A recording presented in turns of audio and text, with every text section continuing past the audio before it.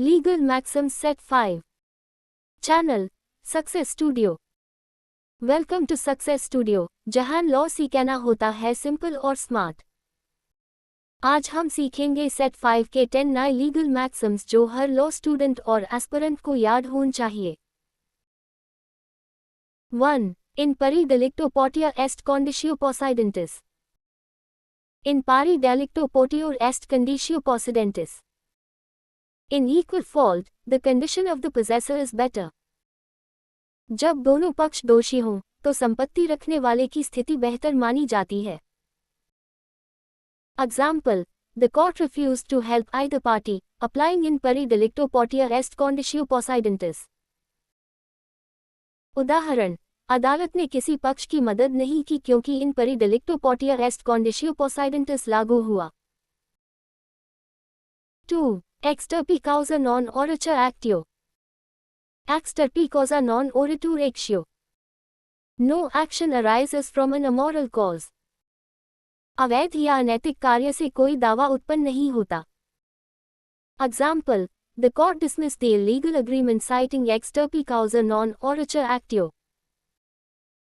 उदाहरण: अदालत ने अवैध समझौते को ex turpi causa non oritur actio के तहत रद्द कर दिया। 3. Actio personalis moritur cum persona। Actio personalis moritur cum persona। A personal right of action dies with the person। व्यक्तिगत अधिकार व्यक्ति की मृत्यु के साथ समाप्त हो जाता है। Example: The personal injury claim ended due to actio personalis moritur cum persona। उदाहरण: व्यक्ति की मृत्यु के बाद व्यक्तिगत चोट का दावा समाप्त हो गया क्योंकि actio personalis moritur cum persona लागू हुआ। 4. Damnum sine injuria। Damnum sine injuria। Damage without legal injury।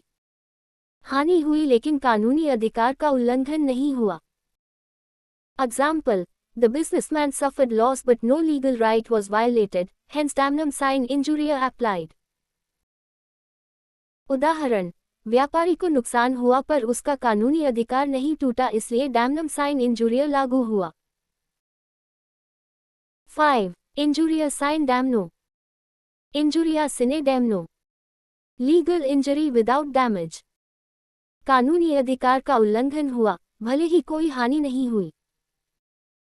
Example: The petitioner's right was violated, so injuria sine damno applied।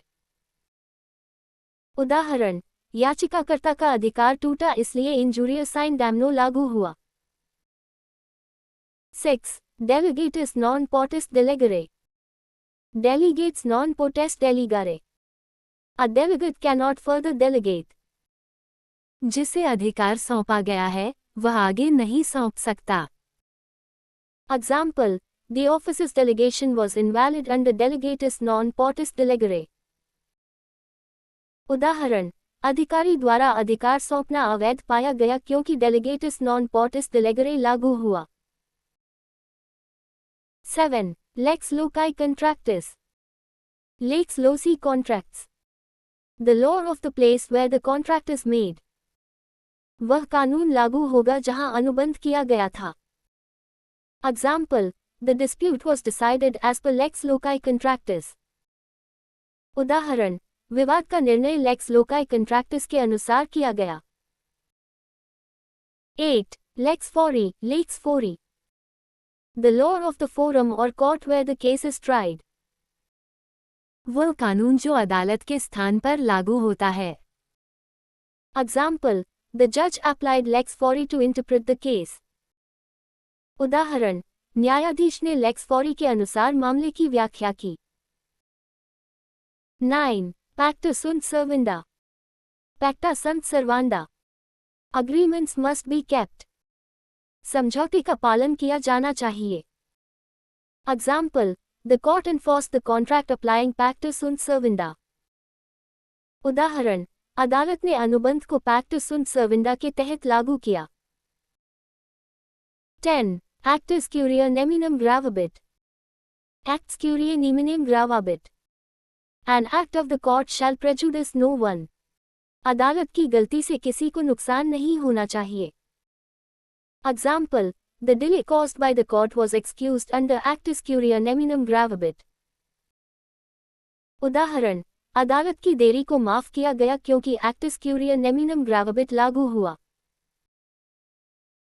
यह द सेट 5 के 10 लीगल मैक्सिम्स सक्सेस स्टूडियो के साथ। ए flat आपके पास पूरे 50 legal Maxim's है, जो लॉ एग्जाम्स और practice दोनों के लिए पावरफुल टूल है। लाइक कीजिए, शेयर कीजिए और सब्सक्राइब कीजिए सक्सेस स्टूडियो को, जहां लर्निंग होती है सिंपल और स्मार्ट।